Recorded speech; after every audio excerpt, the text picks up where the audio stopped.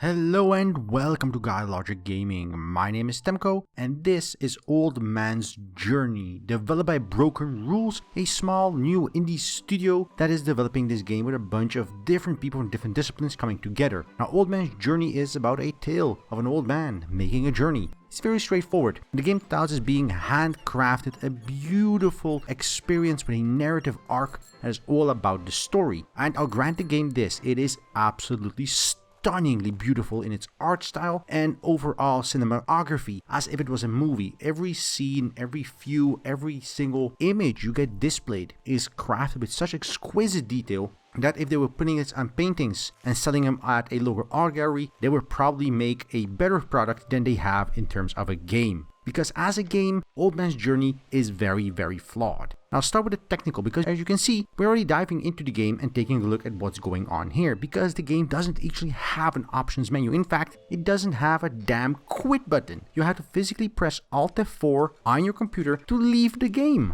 Now that is just not acceptable in any release, let alone the fact that the only option here is to change volume, not set the volume as you deem fit. No, turn off or on volume. So you can't set volume levels in a game that touts a beautiful soundtrack. You can only turn it off, so you have to use your desktop volume if you want to change that at all. On top of that, it doesn't have any way to set it to window the first game in the game, only out of game in the launcher window, where it has a couple of presets that don't do anything, where you can change your resolution, which even if you do, it still renders at your native resolution, not what you set it at. So, as a PC game, this is abysmal. The fact that it doesn't have a quit button is unforgivable in itself, but the fact it doesn't even have proper volume controls? Unacceptable. Yes, no graphical options, I get that. The game doesn't need them, it looks absolutely stunning. But some of the other stuff, just not okay. So, away from the technical, which is already a massive mark against the title, is the actual gameplay value and the technical competence as a title, as a game. It's fairly lacking, not in terms of animations, not even in story pacing, though I do find the story very bland overall. Yes, it's trying to pull your emotional strings, but because of the way the game progresses, you never really create a narrative with a character. You see his life play before you as if someone is telling you a story or a movie, but you don't feel involved with him. You don't feel part of the decision-making process. You're a third party watching along on his journey, instead of an active participant, which is, quite frankly, what I want from a game. Active participation. If I wanted a story told to me, I'd read a book or watch a movie.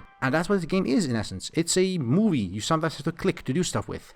It's not a good experience. As a story, if I was reading this as a book, I might find some actual enjoyment out of this. If this was a storybook or a visual novel, I would actually think this is absolutely beautiful. But it touts itself as a combination of puzzle game as well as narrative experience, and it fails in either of those. The only puzzle mechanic is the landscaping mechanic, and while that in theory is stunningly well crafted, with different layers of different areas as hills, buildings, even bridges being part of the terrain and being interactable by your mouse, so you can shape the terrain the way you want it, and that way progress through the level and then to the next scene and story, all the while having these little cutesy interactable moments, like a cat you can sit down and try and pet and it runs away, or take a look at a young couple sitting on top of a shed. All of these things are very nicely added. Or when you move your mouse over a tree, it sways in the wind, or a frog you can click on, it makes a chirpy sound. Visually, again, it's an excellent build and an excellent product, but from a gameplay perspective, the world shaping is buggy.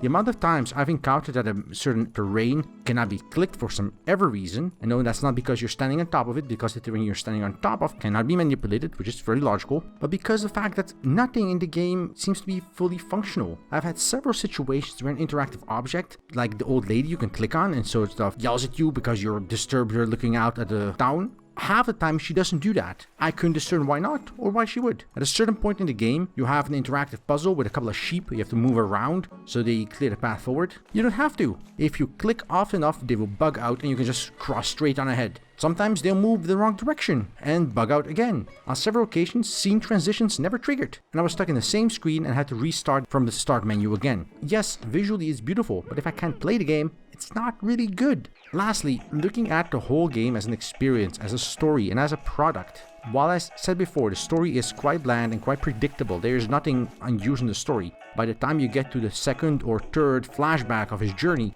you can predict with 99% certainty where the story is gonna end. While there may be a little bit of variation of what it ends as, you're pretty sure you know what's going to happen. And it doesn't surprise you in any way. There's no twists, there's no turns, there's no telling. You are a third party on one of the slice of life books you might experience. It's a visual experience, a semi-interactive visual experience, but still a visual experience.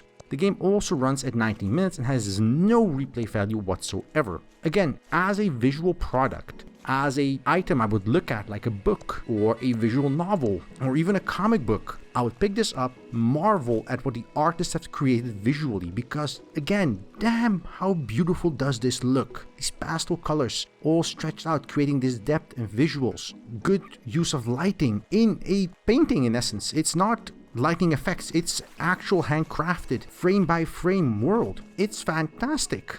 And yet, I find myself frustrated time and time again by different in-game mechanics that just do not fit well, feel shoehorned in for no other reason than to be able to call it a game and not a novella or a comic book. While the world-shaping terrain is buggy on occasion in several scenarios, a certain train ride where you have to move the tracks on the train left and right to keep the train moving, and it stops if you don't, so it's not a failure state, it doesn't have that at all, but you do have to break up and then start the train again, takes a good solid 5 minutes to go through with no variation in gameplay or music or scenery or anything of the sort, which really broke off on me and really took me out of the story I was experiencing. A section later down the line suddenly has you trying to do very different things in other regions that also make very little narrative sense when you're looking at the world as it was presented at that point. Suddenly there is this different narrative. They sort of try to twist things around, add a little bit of tension or a little bit more of livelihood into the title, but fail miserably because a calm, collected, continuous story as you learn more about this world, as you learn more about this character, about his life, about the things he loves and, well, the things that trouble him. No, somewhere halfway between, part of the game is dedicated to you sitting in a train while you move the tracks up and down using this world-shaping mechanic. Look, we made a pretty world-shaping mechanic. Look at us trying to shove it in your face regardless of what you do. It's just not good game design in any part of the game. Great art design, acceptable to good music, and I'll even give him very solid ideas in terms of gameplay mechanics for the puzzles. The world shaping is fairly unique. I've not seen a lot of games do this kind of thing, where you build the world around you and sort of progress that way. But everything else, from the fact it doesn't have a quit menu, to the fact that you can't change volume controls, shift to window to full screen mode, or anything of the sort, is unacceptable. The fact that its own puzzles, limited as they are, its own mechanics, limited as they are, bug and break out continually, again, is not acceptable. And then moving on from that, you end up with the fact that the story itself is not that interesting. Visually appealing? Yes. Interesting? Not so much. So sadly, Old Man's Journey ended up being literally an old man's journey because it was droning on, bored the living hell out of me. As such, I really can't recommend Old Man's Journey for any price point. And as the game is coming on PC as well as iOS, you can definitely see where their target audience was. From a technical side, it wasn't PC, and from a gameplay lengthwise, it wasn't PC. From a replay value, it wasn't PC. And while they did add high fidelity graphics or high-end resolutions, again, not being able to customize any of that to your gameplay preference, not really PC. Even the fact that the mouse controls are the only ones available, and you can't go from right-hand mode to left-handed mode, a minor thing to add in a game where that is the only real interactive element you have. Again, not available. Clearly, not a focus for them. Sadly, Old Man's Journey should be shelved in my opinion. Maybe make place for some other, more interesting game. And just experience as a painting, maybe in an art gallery. I go check that out. Just not as a game. So thank you for watching. If you like this video, press that like button down below. If you didn't like this video, there's a dislike button for exactly that purpose, and leave a comment. Tell us what you think about Old Man's Journey. Are we right? Are we wrong? What is your opinion? Share with us down in the comments below. And if you want to see more content like this on the channel, just press that subscribe button down below and we will deliver. And until then, I wish you a good day. And until next time, right here on GuyLogicGaming.